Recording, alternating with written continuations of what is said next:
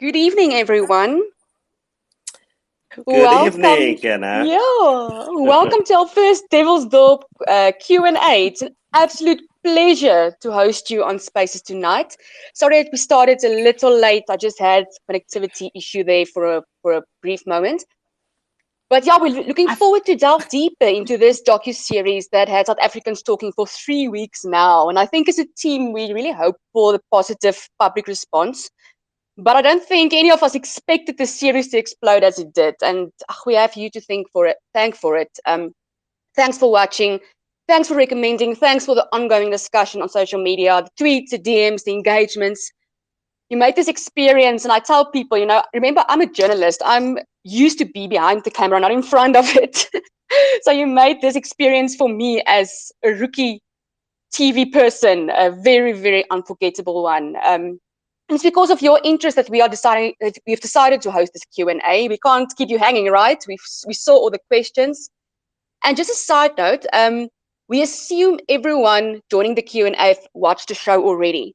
If not, you just need to know that tonight will contain spoilers. So let me introduce my amazing co-hosts. I have David Enright, series director, Kristen Broberg, series creator and development producer, and our facilitators tonight, Kaya Dlanga, author and marketer who gave Devilsdorp major shout out since the release. So thank you, Kaya. And the lovely Refiwe Moloto, host of Breakfast with Refiwe on Cape Talk. I had my first radio interview about the Krugersdorp killings with Refiwe. And that was way back in 2019, right after judgment. I remember we spoke literally right after the judgment. So Refiwe was hooked on the story since the very beginning. So just before I hand over to Kaya and Refiwe, because you don't want to listen to me introducing everyone tonight, you want obviously to ask your questions. Just a gentle reminder from the team. Um, After all the what the hell moments, that's what we call it, this is still a sensitive case. People lost their lives and their family members are still grieving. And there are people that are really hurting still after, crossing paths with Cecilia. So just please keep that in mind when you engage with us in the space tonight. It is a public platform, as we all know. Okay, so over to Kaya and Refiwe. hi, Anna. Hi, Kaya, David, Kristen, and everybody who's joined us today. I'm really excited for the opportunity to delve into this, and I've loved watching the questions that have been coming through. When we didn't start immediately on time, with respect, I was like, Cecilia's gremlins are doing something to stop us. But we made it through. We made it through.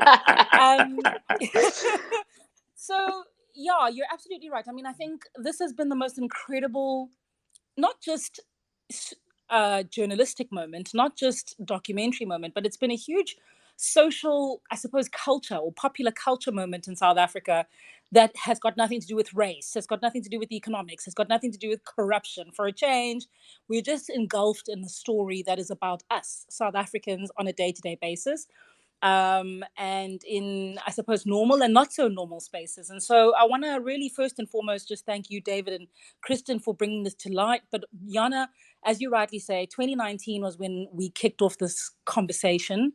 And when I listen back, I mean, I was a bit of a rookie myself in radio, but when I listen back to that interview, I can catch myself like, every time you revealed another fact. And I think those are the two major things that make this such a brilliant story to have to for all of us to be so invested in. One, it was so brilliantly researched. It was so well laid out. Two, it has been so expertly told by our production team. But also, let's be honest, it was about something highly sensational. Most of us can remember the 90s drama of Satanism and or satanic churches. And maybe let's kick off right there, Yana, in terms of your research. Kick us off with, the that aspect of your journalistic feat. It's very difficult, I suppose, for one to fact check this. Yeah, this is a question I often get. Was Cecilia a Satanist or was she a Christian? I mean, she professed Christianity, but she said she was a recovered Satanist. So, what is the truth around this? So, even though people do belong to a satanic church or a Christian church, Cecilia wasn't following either religion. Licus Medeus was a cult, and Cecilia used religion to manipulate people, as we know by now. So maybe just to give some reference on cult leaders, she was a typical cult leader, ambitious, very attractive personality, charismatic, intelligent, and these people were drawn to her because of this. And if you look at the Bites model, and that's, I'm not a psychologist, I'm just repeating what psychologists have said about this. She followed everything. The Bite model stands for B, behavior control, information control, the I, thought control, and emotional control. And that's exactly what she did during these few years that these murders occurred. So Cecilia didn't follow a religion, although she said she did. She used the religion source. That's what the state call it. They say it was a religious source over all of her actions to actually try to justify her decisions, to get people killed in that, and to manipulate people into doing the stuff that she wanted to do. And I would actually like to have Kristen just add something about this, because just to show how far she was, how far away she was from everything that was actually institutionalized religion. So, Kristen, can you maybe just add? Hi, Jana. Hi, Kaya. Hi, Rafilia. Thank you to everyone for joining us. This is a big and complicated story, and to jump right in with the topic of Satanism is quite fitting. Look, I think something that a lot of South Africans will recognize, and a lot of people around the world, in fact, is this kind of moral panic, the satanic panic, these stories we heard growing up, sometimes taught in schools, and like you've seen in Devilsdorp, this material that would circulate and this fear. And what we dealt with in the show was the version of Satanism that Cecilia used to tell her story, to manipulate people and to deceive. For me to break down a specific, if you want to say, religion or a way of thinking or philosophy, that's almost a separate discussion, because none of those things really factored into what she was doing. It was like she cherry picked from these, from these fears and what had been told to people in order to manipulate people who were Christian, and to play on their fears and to get them to do what she wanted them to do. Satanism exists in formal structures. There are also delusions around Satanism that sometimes come to the fore. There's many aspects to it, but the one that we were looking at in this particular documentary series, and you see in the imagery and in how it's spoken about, is how did the people in that community understand what Satanism is? How did that information come to be? How did the moral panic play into that? And then secondly, how did Cecilia take from that and use it to advance her own ends? Maybe to add to you, Kristen, and just thank you for everybody for joining as well, and the nice introduction. That is so important to be able to demystify and distinguish, and informs ourselves into what actually is considered Satanism. I think just to categorize it maybe in terms of what we, I think what is prevalent is basically three categories of what can be considered, degrees of Satanism. The one, coming from Anton LaVey and his teachings from America, who started the Church of Satan in the 1960s. That's pretty much an atheistic or non-theistic, type of Satanism. So, in other words, they don't believe in any god. They don't believe in Satan themselves.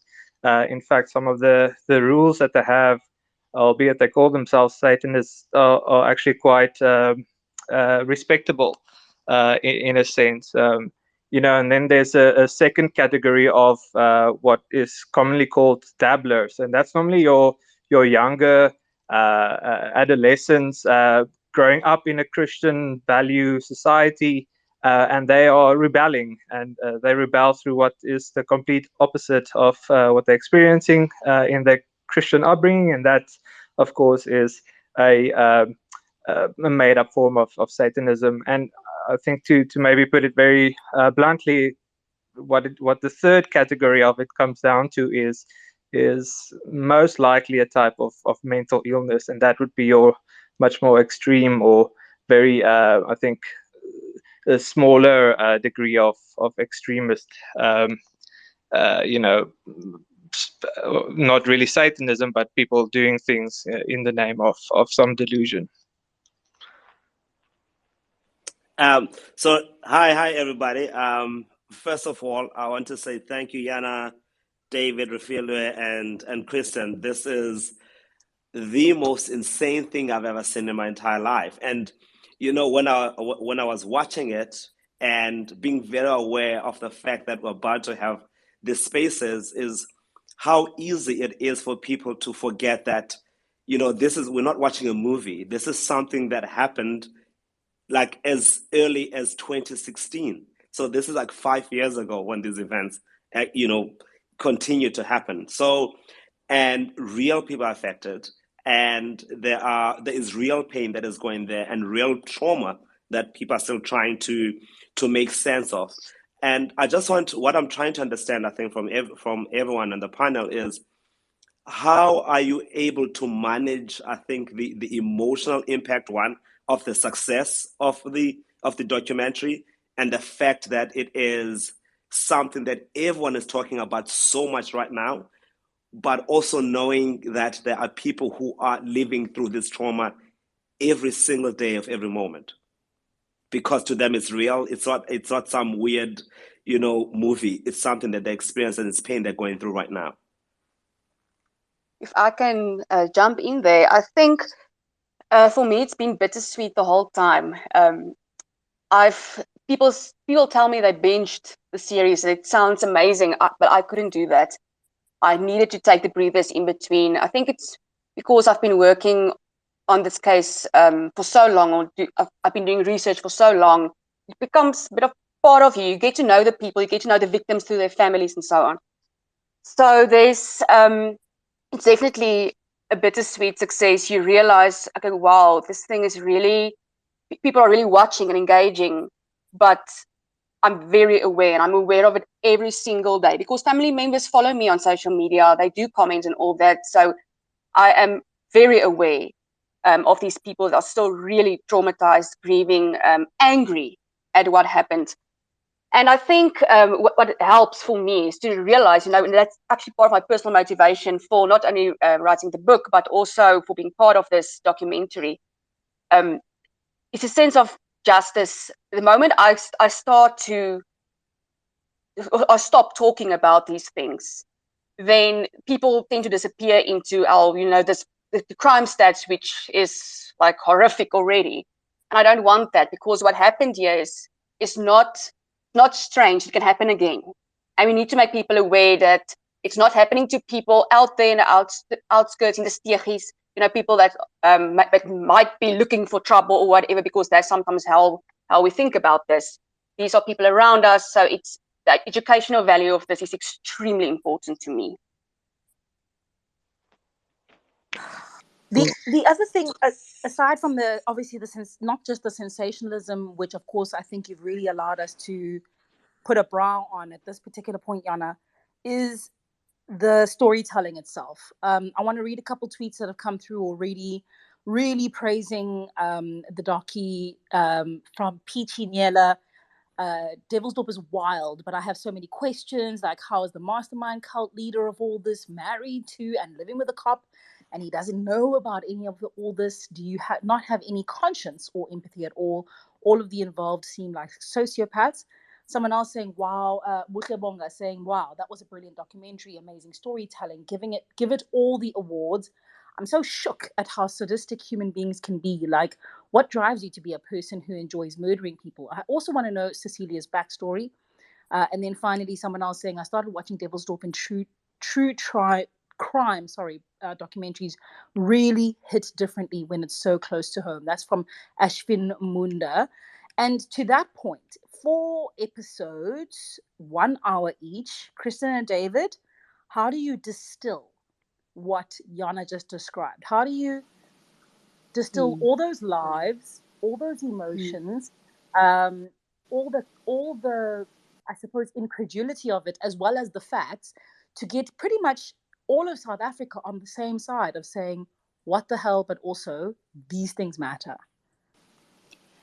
I'll just start off, and David, I think you'll have a lot to add to this. From the very beginning, Wimstein, who's the executive producer, when we started the research process before we actually started filming anything, I think we became very aware of the fact that there is shocking material. It is true. It is disturbing. There are questions, and when you start building the landscape, of a show like this, or I'm referring to it as a show now, but something that we kept in mind from the beginning is it's not a show, it's not a story. These are factual events. The departure point is the credibility of the facts, and then in conjunction with that, the empathy for the people who've been affected by it. And to try and really build that into our research process, our assessment, our deciding how to plot it out from the very beginning. When you choose that will be part of your angle and part of your viewpoint, and also decide to allow some questions to be asked and not to answer everything, I think that's how some of the structure took place. In terms of the just a brief thing around the technicality of how long this is, we've had a look at all of the material that's available to us, and starting with Jana's book as a departure point, and then I want to say thousands of hours of conversation and research. You ask, how do we distill it? And we had to look at what is the kernel of the story. And for us, it really had to do with the investigation and how people were affected, and actually looking at how the story unfolded. Every single person in this documentary has a story, a full story, a whole background. And, there's so much potential to explore it. But to look at this through the framework of the investigation and how it unfolded and how it connected was one of those things. And then secondly, I think a lot of us are used to seeing these types of shows come in from all around the world, and we had to take into account South Africa's rules around filming interrogation, screening interrogation, access to people in prison, and all of those quite practical factors, and say what are we able to show. And by looking at that, we also decided, but what has the merit to be able to show, and where we can really follow the story on a very human level. So it's what you have access to because of how our systems are structured. And then also when you look at that material and go, okay, how do we tell the story with empathy, with integrity? And when it came down to it, the best form that it took was the 4 1-hour episodes. It could have been 2 hours. It could probably have been 18 episodes. But this is the version that we felt did justice to the story that we uncovered in our research. Actually, I have some questions for David specifically, who is the director of the series, because I wonder, number one, how much footage of Cecilia you have, and the reason, or you've seen. The reason I'm asking this question is because it's so difficult for me to understand how someone was able to convince, it's a small group, I understand this, of people to commit such things and to have such devotion, towards it, that people would feel compelled to do this. And was she this, did she come across from the footage that you've seen and maybe how people described her? Was she this charismatic person that could convince people to do something?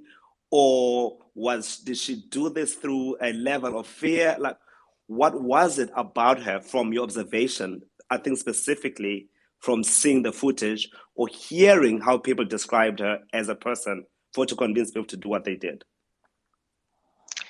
All right, yeah, it's quite a loaded question. I'll break it down.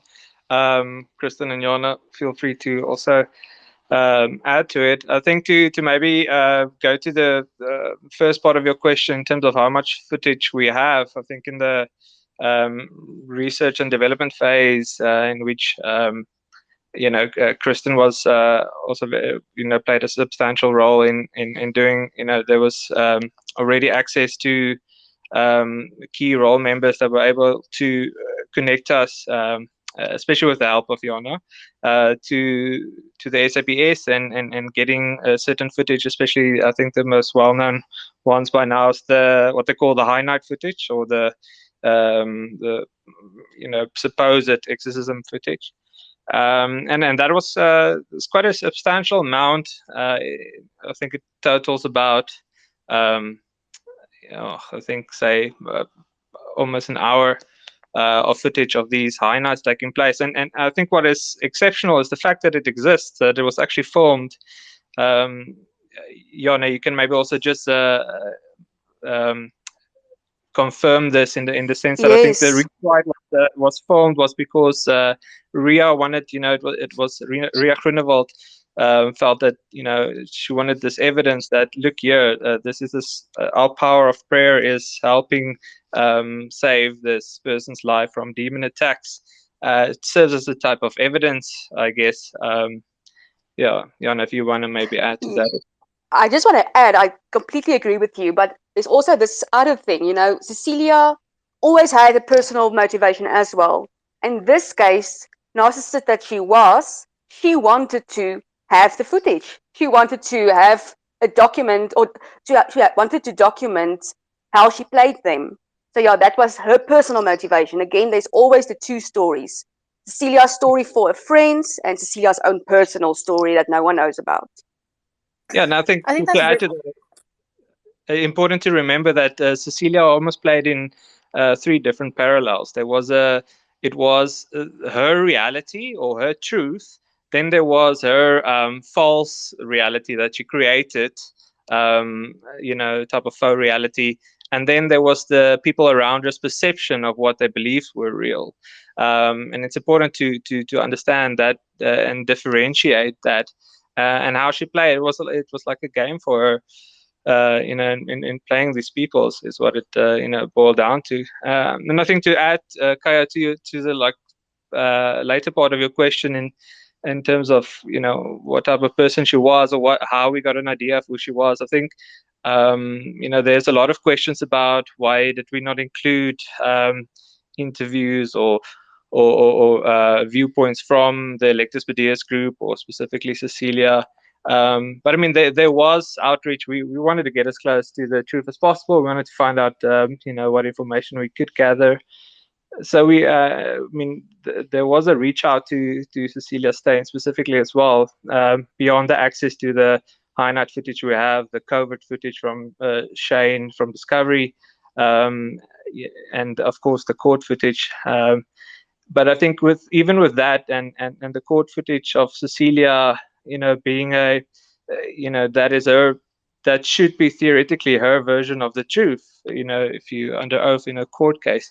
So we pretty much had an idea of a certain type of profile that Cecilia was. And in reaching out to her, which is a story on its own, how that came to be, it was basically evaluated to be, we won't get much more information than what already exists in the public domain, be it from the court or so.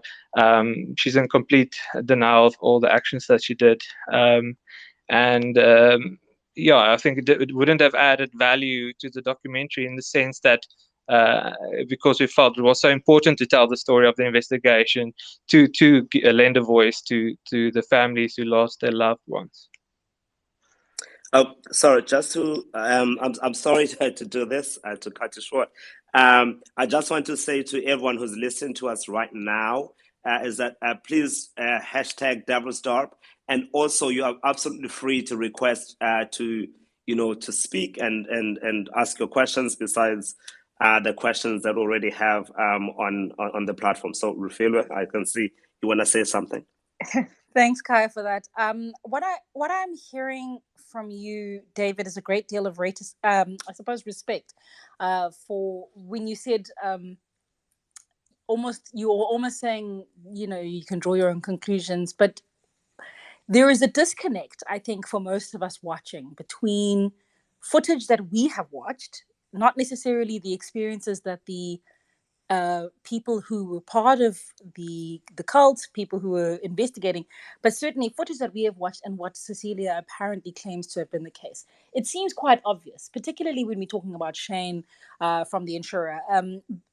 And so there is, I suppose, one particular point in that regard happens to be that almost as big a character as Cecilia would be Kosana Flats itself. We've got a number of questions about that because there was a lot happening there. So the first would be, where was Cecilia's husband and children during all this? I get, this is from Neil Cry 3000. He goes on to say, I get why they didn't put them in the documentary, but would love to understand how they didn't expect something is off. Someone else asks, Naledi Mailula says, if there's one angle I crave more detail on is on Cecilia herself. She has children, her husband was a cop. Keeping up on Sai says, can it be clarified whether the members of the cult lived in Cecilia's flat or were there the majority of the time? And if so, how did the husband justify their being there? People in your home 12 to 24 odd hours on a daily basis is very odd, not so? And someone, the Kaz saying, were Cecilia's husband and kids genuinely kept in the dark about all this stuff? How are her kids doing now? It's a number of questions, but I think the thread of them is just trying to establish, it seems from your footage, or at least from the storytelling, that there was a heavy presence of Alexis Pardias people in the house. And at the same time, it seems as though, for example, there was a complete unknowing with respect to her husband. What are your thoughts on that? Can I take it from here, and then please jump in, David? David and Kristen is just, this. I think I'm going to explain the whole living situation at Kusana Flats, and from there I will address the other questions that's been asked. So there have been a lot of speculation. It doesn't sound right on the ear to think that people living in the same house didn't know what went on there. But at the time of the investigation, the police couldn't find anything tying Cecilia's husband to the killings. And that several people that testified that corroborated on this. And Cecilia planned her high nights around her husband's night shifts. He was a police officer. That's a whole nother story. He is still a police officer. But he wasn't home when she had the high nights. And they didn't even share a bed or a room.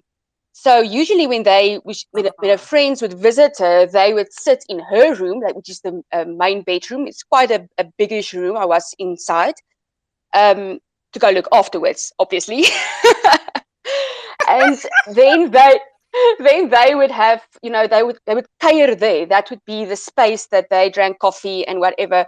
Her husband would sit in the TV room playing games. So there was already a division in the house. He slept in his own room with one of the children, on one of the other beds. A lot of beds in that room, sleeping space for everyone. So that was the situation inside the house. At one point, LaRue stayed over in Cecilia's house, and that was only to assist with this whole image that she created, that she was under attack and she now needed someone to intervene and pray and all that. And at some stage, LaRue had to go to school more often. He was actually absent a lot because of that. And then Marcel moved into the house on a more permanent base. And that is now after a few years that friends would work shifts. Candice Rijavec, I see she's also listening in tonight. Candice worked shift, Ria worked. So they would work shifts during the night or the day. Cecilia created this idea that she had to have someone in her presence the whole time because of these attacks. And obviously, we know now that it's not real attacks; it's all her make-believe. But she let the people believe that's how it works. So that was the situation. Marcel then moved into Cecilia's house, and that was a very strange story as well. Marinda, that's her mother, Cecilia's friend, she decided that Marcel had to move because she got this revelation. Now, if you know the Old Testament, there's a story where Hannah, the woman, gave her child Samuel to Eli, he's a high priest in the tabernacle. And she felt this was the same thing that happened to her, and she is going to devote her daughter to Cecilia's cause. So at the age of 14, poor Marcel had to move into the house, and she she was their housekeeper. She looked after the children. She looked after Cecilia. She cooked. She did the laundry. She worked for Cecilia and stayed in Cecilia's house. And I have heard that it was a very irritating situation for Cecilia's husband, the fact that they were guests 24/7. Yeah. I think maybe to add to that, Jan, I think in terms of the people we've also interviewed, Candace Ellison and Mr. X, that made the documentary, also spent time at Kusana at varying degrees, would explain the situation there, that it was, I think what's important to understand is there was definitely this separation inside that flat in Kusana. Cecilia lived and stayed and they socialized in her bedroom. Candace Ellison would describe it as Cecilia would be on the bed as if she's the queen, and Marshall and LaRue will sit on either sides of the bed. There was a small single bed on the by the window, which Miranda would sat at, and Zach would be off to the side. And how they would witness, Cecilia's husband not even passing the threshold when they would want to, or if he would engage with them, ask them if they want tea or anything like that, he would not even enter that room. And that already somebody like that person that experienced time in that flat would note that, that there was definitely a disconnect, a fear almost of entering Cecilia's room. I think just to maybe paint that story a bit further. That helps. That helps. Yeah. You know what? For me, that there are two people that, I mean, apart from the victims and the parents and everyone around the victims, the two people I actually feel the most for me is Ria and Marcel. Because Marcel was really, really young when she got into this, and Ria seemed to be very sincere in her need to help, Cecilia. So what I'm really curious about is, in the documentary, you see that Ria is, her name is mentioned, the surname is mentioned, you hear her voice, but she's blurred out, so you don't see her at all. Wherever she's moved? I mean, she's changed her name, and do we know what her state of mind is currently? And also, particular myself, because I almost feel like for her, there's mitigating circumstances when she was really indoctrinated in this when she was really young, and almost forced into this by her mother, and now she is bearing the consequences of this for life. And so it's a statement and a question. So I just want to know both, I mean, from everybody in the panel, what your views are on this. If I can start with Ria, I did communicate with her. It was a very interesting situation. Actually, to get hold of her, there was a lot of loopholes. The thing we need to understand is Ria fled from this part of the country, which is Johannesburg area, to wherever she's now, and I know where it is, but it's something that we can't reveal because she's really still fearing for her life. But also, I mean, she fled to start over. If you go Google Ria Groenewald, would you ever want to employ someone with all her credentials on the internet or her history? So she wanted to start over. Her face being blurred as per a court order, because she said, she lost everything and she just started over, and she can't risk being linked to the Ria Groenewald that's been in the news for these reasons. And another thing of Ria is Ria feels extremely guilty.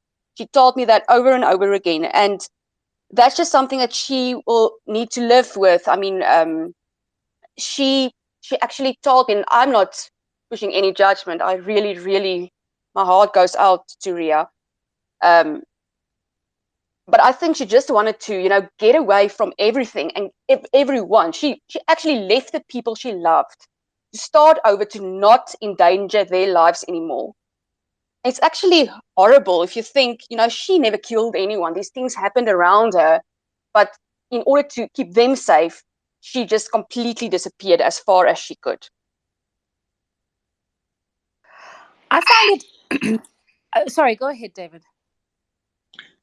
No, I guess I just also wanted to paint a picture of, in speaking to Captain van Wyk as well, getting understanding of how they approached the investigation back in 2012, how distraught Ria was, and yet, but with everything considered, she was also still a suspect. So I think that also weighs a lot on her, and I think definitely a degree of you know embarrassment and fear around it. I mean, even in the court case where she still seemed to believe some of the stories that Cecilia painted, and still living with that fear.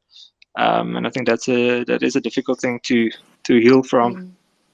And then, if I may, just to briefly mention, you also mentioned Marcel, and it's just to say that is one of the biggest talking points, because there are a lot of truths in Marcel's story. She has grown up in a certain way. She's been indoctrinated to a certain extent, and during that time, she changed over from being a very young person into being a young adult. And the question that a lot of people ask has to do with your decision-making capabilities, and how do you get 6 A's in matric but don't feel that you are able to exit a situation. And I must say, it is one of the things that I've had the most feedback on, and people are very, very torn about their opinion of it. The empathy and compassion for someone who was raised that way, and you would almost say, or some people say, didn't have a lot of other options after living that lifestyle. And like Jana mentioned, living in Cecilia's flat since she was 14, but then also the burden of responsibility as you get older to make those decisions for yourself, and also tied into the fact that obviously she brought all that information very, very late in the trial. And I think that's what casts a shadow of doubt for many people, is the motivation for that confession so late, and if it was sincere or not. Kristen, that okay, sorry, so I'm Kaya, just okay. Sorry. Yeah. I was just going to say, Kristen, that's very interesting, because that is a number of the questions that we've been seeing coming through from Twitter, which is, did Marcel really get those marks? It's also something that was reflected for me when her mum said she struggled actually with her first murder. She kind of half stabbed once, and I sensed that tension between one's self-belief, I imagine, or the belief in goodness, and also one's belief in authority, or somebody that you love who has always been your leader. And I don't know how much of South Africa's sense of authority, our sense of taking instruction, plays into this. I think perhaps, before looking at society as a whole, is also looking at the religious environment that she was raised in, and the specific community where respecting your elders is extremely important, and disrespecting linked to punishment. And as David mentioned earlier, even if you think about the rebellion, that version of kind of dabbling of Satanism that is linked to just opposing whatever it is that your parents believes. But yeah, I mean, yes, it's definitely as a broader society, who I think there are a lot of people who are very, very religious in our country, and who understand the experience of, it's very difficult to stand up to people in your church or religious leaders without heavy consequence, especially at a very young age. And it's definitely not encouraged. So I do think those things would have factored into it, as well as being very young and very afraid at witnessing the people around you murder other people. Yeah. Can I add to that? Oh yeah, sorry. Go on. Kaya, I think it's actually a much broader subject. The moment you tell people, but God told me, there's literally nothing that other person can say to disagree with you. And I think this is a very, very dangerous thing, especially with unregulated groups. We get the isolated church groups. I know you remember the angel ministries the doom prophet. I mean, the guy that actually had the doom spray, the insect repellent in people's faces to clean them from evil spirits and stuff. So it's a very, very, very dangerous thing in this country. The independent groups are not being regulated as they should. Yeah. This is oh man. Kaya, I don't want to So there is interrupt you, Kaya, someone. but I see a Yeah. question. Oh. Sorry, there is someone here. Len Muleko. Len is I think that he's raised his hand. So Len, do you have a question for us? So yeah, I do. Thank you very much, Kaya, and thank you very much for the space. Yeah, been looking forward to having a chat about Devilsdorp for a long time. I just have a quick question with regards to what Mariska said in, I think it was episode 2, if I'm not mistaken, where she made mention of the 5 entry points into Krugersdorp that actually do the pentagon, hexagon. Sorry, my maths. I did not do maths in high school. But upon her saying that, and upon her taking comfort into Leroux and falling in love with her, was there some sort of her being a part of this whole thing from the onset that was never revealed? Because I think out of the whole thing, that is one thing that got me on, okay, cool. I hear what you're saying about the 5 entry points that do a hexagon, the devil sign, what, in any. And then at the end of it, she was into Leroux. Is that a point that you guys maybe did not explore, or was it there? And I don't know. Maybe I'm I think grasping at straws. You know what, I think that one of the things with this story, and I relate to it from, when you sit with all these pieces of information across the table, as Jana and David and our colleagues did, is you want to draw those parallels. You picture those kind of detective boards in a police station with these wires that connect everyone, and we did look into a lot of connections, but on this specific thing, I think Mariska's story was largely anecdotal. She is a Krugersdorp resident. She knows the people, and I think what she was, I mean, we had that conversation, all of us, with her a couple of times, just saying is that is the reason it's included is that is the type of conversation that people have. And in terms of an actual involvement, there's no evidence, there's no story or evidence to support that she knew of anything. And I think that was largely just a way of saying she's grown up in this environment where people have always been aware of these types of stories, but as far as I know, and from all our research, there is no connection there. Does that answer your question? Yeah, it does. Thank you very much. Good. Thank you, Len. Kaya earlier on was reflecting on some of his most impactful or impacted characters in this particular storytelling. In order to return to the victims, if I may, for me, I was really moved by Michaela Valentine's story, but mostly because of the way her mother told it. Ilse van Dijk kind of painted for us this arc, this journey in which her child was at Rayma, and then she was a group leader, and then she was with this guy that actually her mom empathetically continues to see as her son, and then met her untimely death via the cult. And I was wondering if Jana or David or Kristen, you could paint for us that particular journey, which, it seemed like it was just a vehicle for everything else. But I thought it was quite substantial in the journey that Kristen was painting a little bit earlier when someone gets caught up in a cult. Yeah, I think when it comes to Ilse van Dijk, Michaela Valentine's mother, it was also, I think, a very, what was very touching is how, it showed how raw and emotional these events, horrendous events, still are for the family members. And what's unique in Michaela Valentine's case is that she was both, part of Electus Pedeas in a sense in the early days, and then, but also, sadly a victim.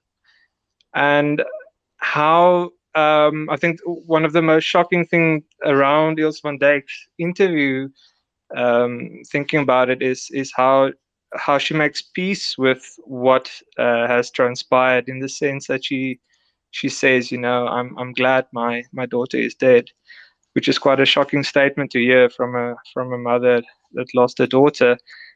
But then, as she unpacks it, and to see how these family members are taking the steps to healing, in the sense of making sense of the events that took place. With her, in her case, she could find peace in the fact that, her daughter's not alive, is not involved in these, the rest of the murders, is not going through the trial, which is quite traumatizing, I think, for family members in itself. Even though luckily justice was served at the end of the day in the story.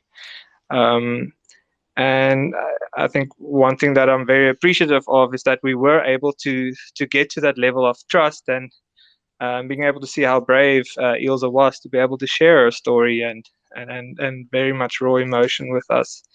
It took a lot of phone calls and face-to-face meetings to build up that trust, and get to that point, and really creating a safe space with her. But yeah, I think I think it's just interesting to see how the process of healing differs for each family member. But it's very much real and raw and emotional for them. Some of the most popular questions about this whole thing that I've seen, they all really center around Kennel X.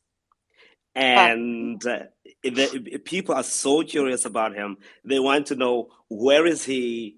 What's happening with him?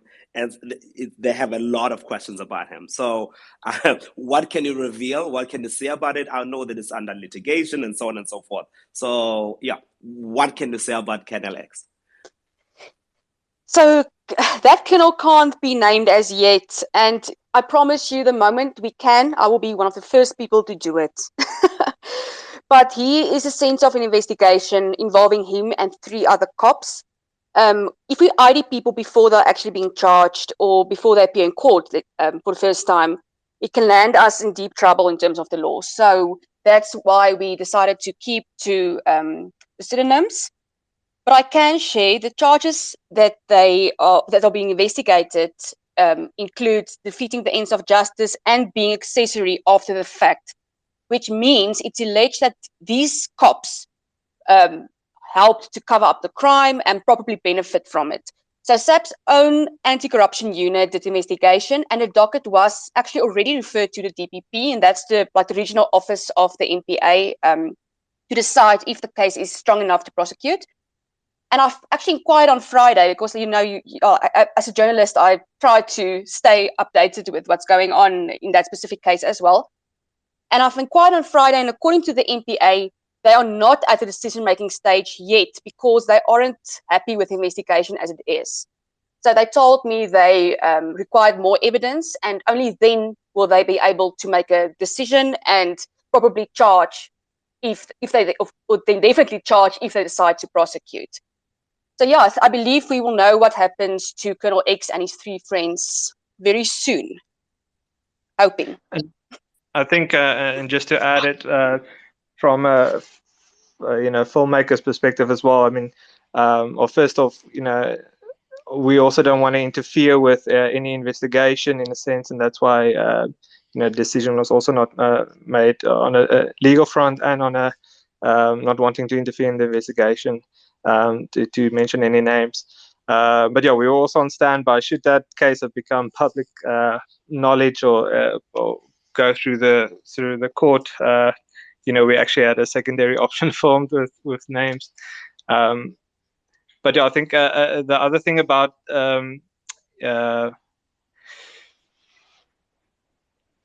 Okay, yeah, no, never mind. I just thought lost. I just lost the thought, my train of thought, but I'll a little later. Okay, what I want to know, what happened to the money? What happened to the money? You know, I mean, she was getting so much money every month, and 100K a month, but she seemed to live this humble, weird life.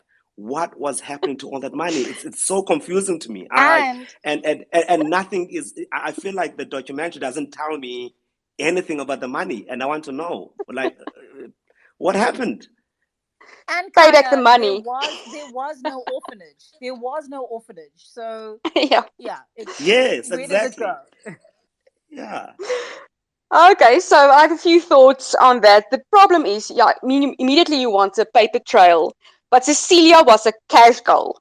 Okay, so the documents submitted in court, the bank statements and so, would show that Zak would make the payment, 100,000 K, into Cecilia's account. So we have. But according to what we could find out, Cecilia would then draw the money and keep the cash in a house, apparently a little safe there. And that's why the drawing of cash at the ATMs was later so prevalent, is because she worked with cash. She didn't want the trail at all. Um, Also, Cecilia, for her, it was all about the image. Cecilia never wanted to become a rich girl. It was all about this game she was playing, and she had to sustain this weak and sickly image that she created, and also this image of the Messiah, as she saw herself, giving money to these orphans. So can you imagine if Cecilia now bought a multi-million rand house or something? People will start to think, well, where do you get that money? I paid money for the orphanage. So it's a few things that actually is actually part of this whole point. Cecilia couldn't live the luxurious lifestyle even if she wanted to, because that would actually give away her whole game that she was playing at that stage. The other thing is drugs. It wasn't really something that featured in the docu, because that's a whole new story, a new volume. Um, but they used and abused drugs like crazy. That was according to testimony as well. And they would easily use about 8 or 10 case worth of whatever they could find in an evening. So there's a lot of things that she spent money and by being this, this cult leader, this charismatic person that everyone liked, she spent a lot of money when they were partying. She was a big party animal, and they would go to the club, and she would literally buy the whole club drinks. So that's everything. All the ways she spent the money was always to contribute or to enforce this image that she created, or this game that she was playing. She was actually just funding her game the whole time. On the back of Kai's question regarding money, it is the reason we know this story at all, right? Shane Kaskelowitz is the life insurance forensic specialist that actually got the first, if I understand the documentary correctly, that got the first sort of investigation going. David, maybe I'll leave this one with you. I mean, he went through quite a lot, thank goodness, with camera footage. Where is Shane today? How does he feel about sort of making it out of that house alive? Is actually one of the questions we've gotten from our listeners. And that discovery that he made, does he continue to apply that? Shane is definitely one of the most fascinating, persons we were able to meet during this documentary. And I say this because you hear his voice in the covert footage that he recorded inside Kusana when interviewing Cecilia and Leroux. But in real life, he's also, you can see he takes his job very serious. He has a police background, investigative background, and basically a forensic specialist for insurance companies. And when you meet him, you soon realize that he wasn't scared at all. He had a very determined and knowledgeable and experienced approach when interviewing Cecilia. I think the conversation comes across very lighthearted, and he deflects very well. But as he was able to analyze the video for us, it became very clear how attuned and observant he was. The finest details of what Cecilia did during the interview, he was able to break down for us. Something as simple as her sitting on the edge of a couch, folding her arms, how Leroux was pacing up and down, some of the highlights.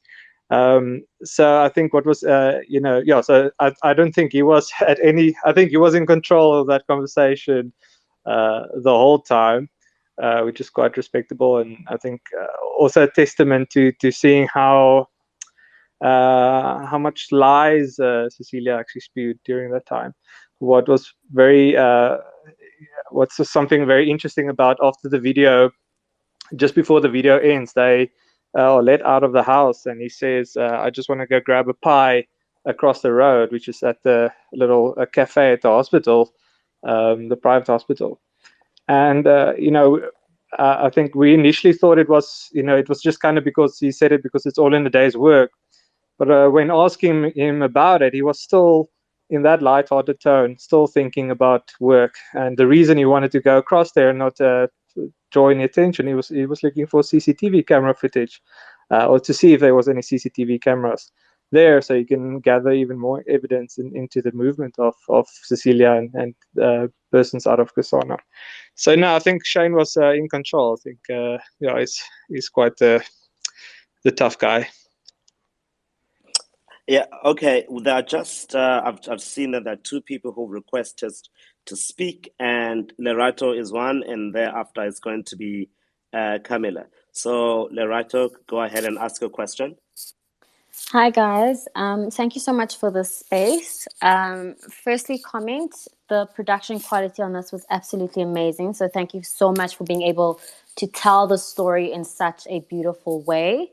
And then I think my question is on having done all the research and investigation and doing all the storytelling, has it affected anybody's perception of Krugersdorp or just kind of navigating different parts of the country? Because I am now too terrified to go anywhere near Krugersdorp after watching the documentary.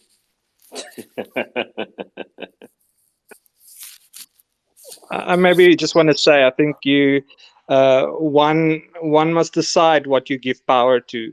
I think if you, what's important, I think part of the conversation that this documentary has allowed us to, or has allowed to take place, is very important. We talk about manipulation. We put pressure on SAPS investigation on the conduct of the colonel and the others involved. We talk about all these aspects. So I think one thing that when it comes down to Krugersdorp is not letting fear make your decisions for you. It's also, I think, one of the things that that should come from this, or at least be involved in this conversations. I think a lot of the actions and unfortunate events were very much fear driven, and I think if one can get to a point where you realize you shouldn't let you make your decisions for you, that applies to even going to Krugersdorp. It's a small town. There are beautiful areas there. We've met wonderful, very caring and friendly people in Krugersdorp, and the horrendous events that a select few people did should not apply to the whole of Krugersdorp. Yeah, okay. That's great. Thank you for that, Lerato. And Camilla, do you have a question? Hi, thank you. I just have a quick question. I read an article just stating how Cecilia had a husband and two kids. So I'm just curious to know what role did they play in the entire thing? Were they in the house observing? I'm just curious to know the dynamic of the husband and the two kids. And I'm trying to figure out, where did they see all this happening, or were they perpetuating it in certain ways? So yeah, I was just curious to just know that. Yeah. So Cecilia's husband, she planned everything that happened in her house, the high nights and attacks and all that. She planned around his night shift, so he was never present when these things happened. That's the one thing about the husband. The children is another tragic story. When these things happened, they were about a little. The one was about 1 or 2, other one about 4 or 5. So obviously they were at home during the day, and we have, and that's, yeah, it's horrific footage that we didn't include in the documentary, but you get there are footage where the children will sit on the bed, Cecilia will fall down, get the fits, cough up the blood, and the children will sit there and watch their mother, having these fake seizures and stuff. So yeah, they were there, they witnessed everything. It's really, really extremely tragic. Okay. And then there is Di. I think Di has a question as well. Di. Good evening. Thanks for the opportunity. Yeah, it was a great documentary in the sense of the production and narration. I just have a few comments. The story around Dries or Andries being a police officer and seemingly being unaware of all these things that were happening in his own house, irrespective of the deterioration of the relationship he had with Cecilia, to me is still unfathomable. In terms of drugs, the people who were coming in and out, and so forth. So, for me, for that part, yeah, I don't believe that part. But my question regards the relationship that Cecilia had with Mirinda, and you contrast it with the relationship she had with Ria. How Ria was so remorseful at the end, and yet Mirinda defended her um, all the way to court. I mean, all the way to her life sentence, basically, and refused to admit that Cecilia had put her up to anything. She denied LaRue's testimony. So I just wanted to understand, what was the relationship between Cecilia and um, Mirinda? Was it a case of Mirinda was always this evil person, or was it a case of the pupil becoming greater than the master? And lastly, was there, I think there's an article I read that alluded to a, um, a relationship, more than just friends, that had existed between Cecilia and Ria, that actually led to the breakdown in their relationship. Did that really happen?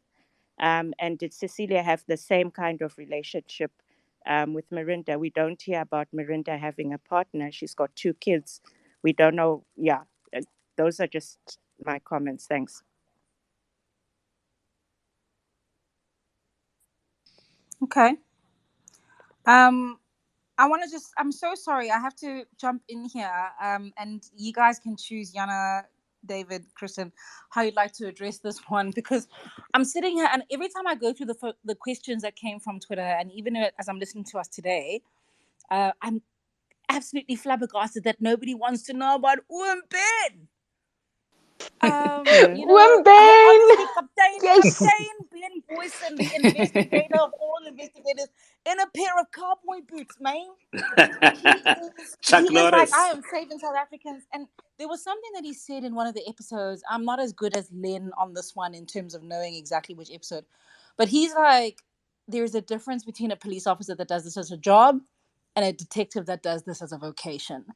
And he demonstrated that every day. And my goodness, South Africans wish we could see a person like this. And I don't know what to do to make more Unbens. Where is he today? What is he up to, and what drives him? But I don't want to deflect from other people's questions, but I want to add to that as a character study that everybody's doing. Oh, absolutely. Ugh, I adore Wimbeen. So if it's okay, can I jump in with how I experienced him? I met him in court already, and I thought, oh my word, this is an awesome character. You know, he already had the mullet, dressed so meticulously dressed and everything. And when I started to talk to him about this case, I just realized this guy is a book. As is if the knowledge he has, I don't even think, I wrote the book and he assisted with a lot of the information. I wouldn't have been able to do that if it wasn't for him. The extra knowledge he has, the way he thinks about stuff. He showed me how he did the investigation, like the proper CIA. He did this, these mind maps, connecting this to this and this to this. I just have so much respect for him, and he's retired now, but I think there's a huge hole, a gap in SAPS, and I really hope that many people learned from him while he was still in the force. I really think he did an amazing job. So sorry, I didn't answer your question now. I just wanted to get Ben in before this passes, because he's really an amazing, amazing person, amazing character in this whole thing. And yeah, I mean, Krugersdorp, the serial killers, Devilsdorp, everything wouldn't have happened, and the killers wouldn't have been caught if it wasn't for him. So I really think just he really deserves a few minutes that we just talk about him. Agreed. Yeah. So, I mean, go ahead.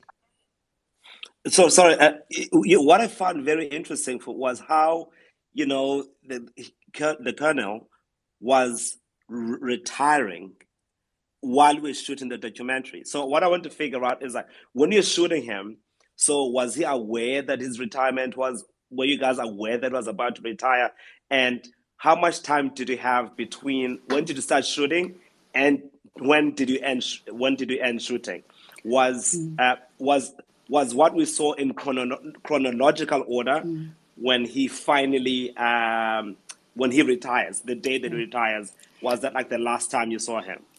Yeah, Kaya, I'll take this. When I started out on the research and the team was still small before we knew the direction this would take, and Jana had introduced me to Captain Ben Boyson, we spent a lot of time together. And one of the things that came out very clearly in our first conversations was this looming deadline in his life of this upcoming retirement after 42 years, and it was incredibly special to be able to go on that journey with him through this. I mean, we started, I would say, around about this time last year, if not a little bit earlier, with the actual interviews on camera process where I was speaking to him, and it came up so soon because it's a massive turning point in his life, and he has said it on many occasions that this case was kind of the defining case of his career. So those two moments in time colliding was very big and very important. And then at the time when I couldn't continue directing and stepped away, and when David took over the directing of the series, he was able to follow through that story with Ben, and I think he can probably speak to what those last days were like. But yes, it was very, very much documented chronologically. David, you were there on that last day, right? Yeah, I think that's one of those fortunate coincidences that we've had. That while during filming, it was the time came up that Ben was going to retire. So I think in looking at our structure and thinking that we kind of needed to find some sort of closure or realization of how we would want to where we would want to take this to the end of the documentary. I think it aligned very well with the fact that we were following a structure similar to how the investigation took place, and what better way to spend that time with Ben on his last few days. So yeah, it was actually his third last day before retiring. The next day he would have had to do. I think he'd gone to court and did a last bit of testimony for another case, and we were able to actually just put the camera on my shoulder and spend some time with him and trying to get a sense of how he was feeling. And it was very clear that it was quite a emotional day for him. So what an honor for him to allow us to spend a day with him. I think you could definitely see it was a calling being a police officer for him. It's passion driven, and they don't do it for the salary.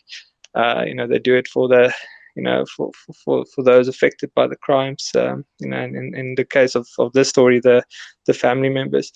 So it was quite emotional, and Ben is not somebody who would very easily share his emotions. So it's wonderful that that trust was there, that he was able to at least give us a glimpse of how he was feeling. And it was tough for him, and he was reflecting about his 42 years in the police service.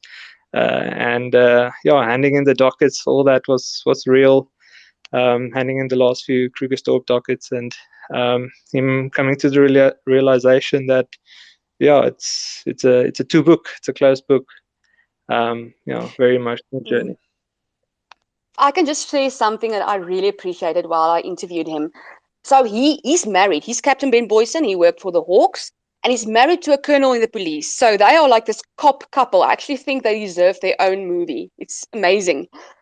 While Ben was investigating this, I mean, it literally took months out of his life. He just sat and he worked, and his wife said she never saw him. He just sat in the study and he worked. And at 3:00 in the morning, he will, wake up and flee out of his bed. You're thinking of something, and then he will go and just write it down. So he was when he was busy with this, he was extremely busy. It consumed him totally.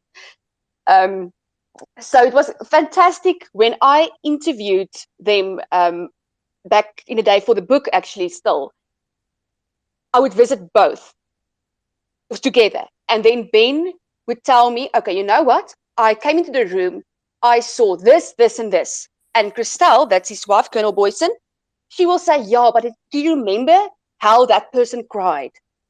So it's amazing to interview them together about this case, because they remember different things. Ben remember the facts, that was what he was working on, and Christelle as an observer, as another officer, seeing these things, but not really focusing on the detail, more focusing on the people. She just brought this whole other side to the story. She remembered how LaRue's lip trembled when he talked about this. She remembers how he progressed emotionally throughout his testimony. So it was just a very interesting dynamic, the cop couple. Wow, it's quite amazing what you're saying about the two of them. You could literally see his passion. He was just so consumed by by the whole thing. I just have two questions actually, and one for David and one for you, Yana. So the one question is around the art direction, if you will, of the production, because there's a part that really struck out for me was immediately after Natasha. You mentioned that Natasha was killed, and Joy. There is this knife that is dangling. In fact, in the entire production, you see a whole bunch of things dangling on strings. Was this like a symbolism of like the Godfather kind of thing with that Cecilia is the one who is controlling all of this thing that's happening? Like, was that the thinking? And also, was that the actual knife, or is it the knife that looks like the knife that was used for the murder? And that's for you, David. And then the second question is, why is Mr. X still in hiding? I think when it comes to the B-roll or the cutaways or how we created the visual texture, I always say that creativity flourishes in limitations. So on the onset, we set a certain a few limitations for us, parameters that we would work in, and one of them was that we didn't want to go just the standard route of full-on recreations, but we understood that we needed to fill in a certain level of texture and understanding. So one of the limitation or parameters we set for ourselves is that we wanted to take true from real life events. So we studied crime scene photos. We we read up a lot about it and wanted to take as much from the real life circumstances as we could. So the actual knife was relatively similar to the knives used as what we can make out in that was used in some of the murders. And I think that that's the beauty of it is not the beauty. Apologies for that statement, but I guess the sense that any viewers can make their own connotation to the importance and what meaning it provides to them. Like you making the Godfather connotation. I think what we wanted to create is a neutral, abstract world where we set a neutral understanding of the events, and you're able to, with the information provided, make up your own mind in terms of how you feel. I think, especially when it comes to, for example, the art installation that transitions from different perspectives. It was what we call the marionette in this warehouse. It was a mini universe of this world that Electus Bedeus created. There was, for example, a marionette symbol, a tattoo on Leroux's neck. People mentioned that Cecilia Stein used these people as puppets. They were their puppets. So it's kind of these visual elements dangling from strings, and it's their perception of it. And in a sense, this manipulation, this hanging puppetry marionette art installation, almost signifying the manipulation that was used in the story, in a sense. With regards to Mr. X, I think one thing we need to remember about the witnesses, and that it was actually something that we don't really get a lot, where state witnesses are extremely scared to come and testify. It wasn't a case where they were just subpoenaed and they needed to show up. You can't have a reluctant state witness.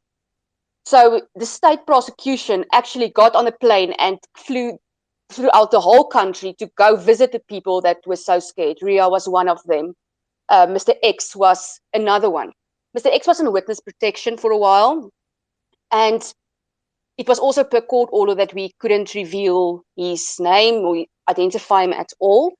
If we wanted to bring an application, we could try to, overthrow that. But again, you want people to participate in the docu. He really has an important story to tell. He is such an important state witness.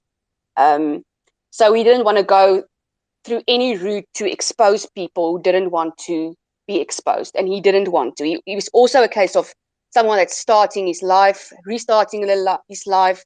You don't want to be associated with this case. So, or not with the story, at least in public where he is working and all that. So that is why he is still Mr. X, and why we covered and put the shadows over him and all that. Yeah, I think I just want to add that from the onset, we wanted to approach this documentary ethically as well, and of course with sensitivity. And part of the ethics is, to protect people's livelihood, and Mr. X, of course, being one of them. Having been in witness protection, we didn't want to jeopardize, his likeness or image or his life that he's living currently. He is out of witness protection. Let me just say that. So it's not that he was still in witness protection when he was interviewed, but yeah, it's because of his decision that he's not identified. All right. I have something. There's someone here who was taught by Miranda. And I mean, I don't know if she'd like to ask a question, because I can see she's here, or she wants to say something. So I am going to ask you, Bongi, to please say something about what you experienced or what you knew of, of Miranda, because she was a teacher, understand? She taught you back in Krugersdorp, because this could be quite enlightening. Bongi. Sure. Hi, Kaya. Hey. Yeah, I usually would not watch something like this, and I think I'd get scared watching something like this. But as soon as I think I realized that this looks like someone who taught me, it sounds like someone who taught me, the lens just changed completely, you know, from really watching it from a gruesome angle to trying to even understand and reconcile teacher versus serial killer. And I think I'll make mention, I think she taught us around 2007, 2008, and this happened in the teens of it. Um, but even I think in personality, especially with English teachers, those are teachers who are, you know, very pleasant, very lovely. um, she wasn't always pleasant. I'll be honest about that. But she just seemed to be very free spirited, right? Very opinionated, had a very strong personality.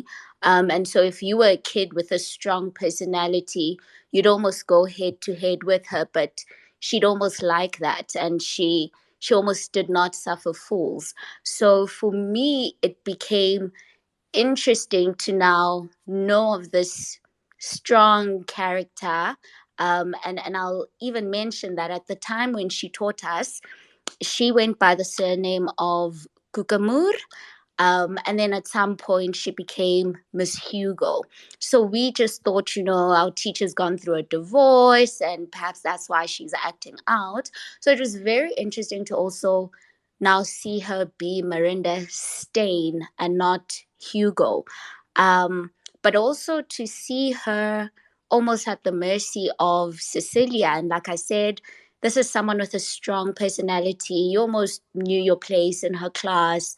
um, and I want to understand. I don't know if in your research did you guys go as far as, you know, checking the identities of these people, largely because if she was now Miranda Stain, at what point did she become Miranda Stain, and did it have anything to do with Cecilia Stain? So was it just, you know, under this cult that she was following? But also something, it was so sad to see her relationship with her children. You know, there were points where she would mention Masal, especially because she was a very intelligent kid. There was times she would mention Masal in an endearing way, and to then watch Devilsdorp and see how that relationship turned out, could how she allowed what happened with her kids. Was there resentment that she had with the children's father, you know? And so was she almost in a situation where she was okay to allow her own children? Because I think anyone who has a good relationship with their mother, no one expects a mother to put their children through that. And so did she have a very terrible relationship either with the father of her children or his entire family, and that's why she almost had an inverse what is it, resentment towards her own kids, and would allow them to go through what they went through? I'm going to respond to this. I just want to say we are getting closer to the end of the session. But with regards to Stein, that's the interesting thing is, that's the first thing people will ask: are they family? No, they aren't. Um, Miranda fell back on her maiden name. She was married about 3 times, and she decided later to change her surname back to the surname to Stein, and that was also the surname then that Leroux and Marcel had. So they were not Higu or something; they were now Stein. Um, it became clear very early on the research that Miranda's loyalty was not with the children, but with Cecilia. I don't think the situation that she didn't love her children. I just think she was totally blinded by her loyalty towards Cecilia. And one of the big examples might be that time that she sacrificed Marcel to go and work and stay with Cecilia. I mean, it was actually a way to get Marcel out of the house. Another very, very big turning point in all of this is at the end when Marcel and Leroux were interrogated by the police. And Captain Ben Boyson showed Leroux Miranda's last will and testament, where she actually disowned her children.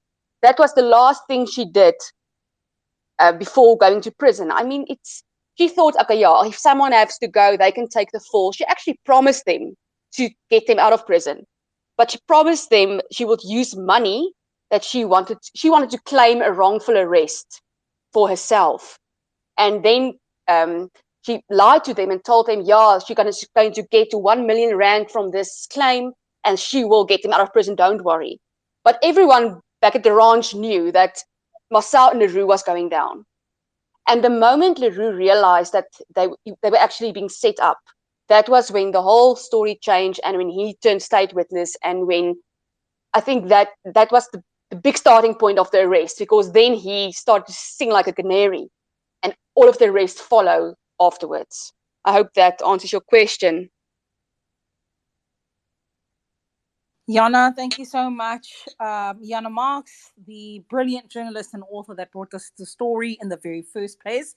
To me, in the very first place, I'm so jealous of my own historical self in 2019. David Enright, thank you so much. The incredible director who brought this to life. In particular, I have to say, I adored that art installation. Of course, Kristen Broberg, producer, who was a massive part of exactly this. And to all of you who joined us this evening, this was a very insightful, discussion. And I look forward to the time that we can dig in a little bit deeper to what is happening in South Africa's small towns, because I think this is something that one of you actually raised very early on in the discussion, which is in our small towns, what's on the go. Not to put a terrible light on Krugersdorp or any other small town, but there is an exclusion maybe sometimes that South Africans are feeling in the broader national narrative that makes us climb into these kinds of continuums. And so thank you guys so much for your brilliant questions, your challenge, your time, and especially to you, Jana, David, and Kristen, for what you've put together. And of course, thank you so much, Showmax, for this platform right here on Twitter Spaces. Have a wonderful evening, guys, and have a great rest until tomorrow morning.